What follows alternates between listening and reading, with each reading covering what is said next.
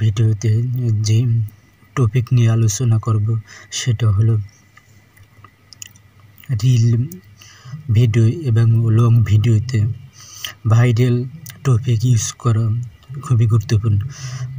এসব বিষয় নিয়ে আজকের ভিডিওটি আলোচনা করব। আশা করি ভিডিওটি কোনো প্রকার স্কিপ না করে শেষ পর্যন্ত কন্টিনিউ করবেন।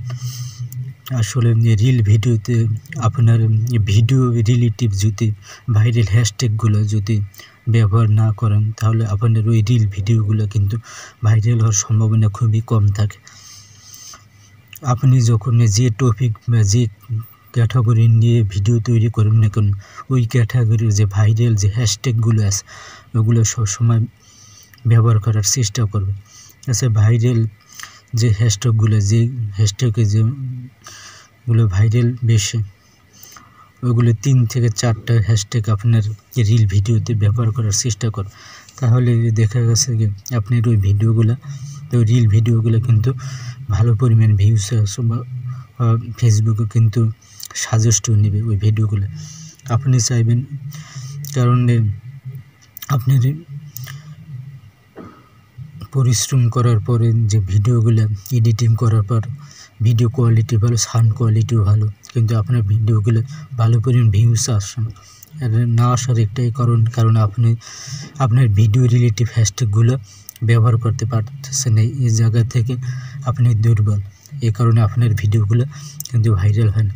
বিশেষ করে যারা নতুন ইউজার আছেন তাদেরকে এই বিষয়টা খুবই জানা দরকার।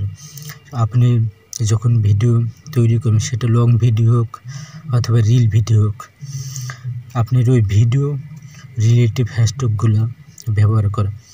ভিডিও রিলেটিভ যদি ভাইরাল হ্যাশট্যাগুলো যদি 2 থেকে 3টে আপনি ব্যবহার করতে পারেন সঠিকভাবে, দেখা করবেন আশা করি আপনার ওই ভাইরাল হ্যাশট্যাগের কারণে কিন্তু আপনার ভিডিওগুলো কিন্তু ভালো পরিমাণ ভিউজ আসবে অথবা আপনার ভাইরাল হওয়ার সম্ভাবনা বেশি থাকবে।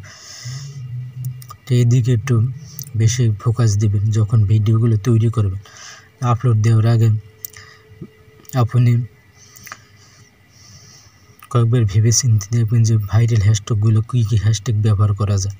এসব বিষয়ে একটু গুরুত্ব দেওয়া উচিত, কারণ অনেক নতুন ইউজার আছেন তারা কিন্তু এই বিষয়টা কিন্তু ভালোবেসে একটা ফোকাস করেন। কারণ দেখা যাচ্ছে তাদের ভিডিও কোয়ালিটি বা ভিডিও ক্যাটাগরি একরকম, তারা হ্যাশট্যাগ ব্যবহার করে অন্য ক্যাটাগরি। তাহলে দেখা যাচ্ছে এই যে দুর্বলতা, এটির কারণে কিন্তু আপনার পেজের ভিডিও কিন্তু ভিউজটা কিন্তু অনেক কম হয়। এটা কিন্তু প্রথম অবস্থা কিন্তু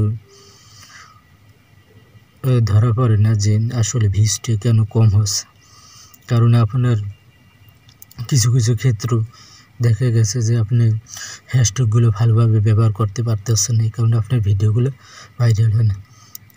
তো অবশ্য যারা নতুন ইউজার আছেন তারা ভিডিও আপলোড করার আগে 2 থেকে 3টে ভাইরাল হ্যাশট্যাগুলো ব্যবহার করার একটু চেষ্টা করুন। তাহলে দেখবেন যে আশা করি আপনার ভিডিওতে ভালো পরিমাণ ভিউজ আসবে। তো ভিডিওটি আজকে বেশি বড় করবেন না, ভিডিওটি আজকে এই পর্যন্ত। ভালো থাকবেন সবাই, খোদা হাফেজ।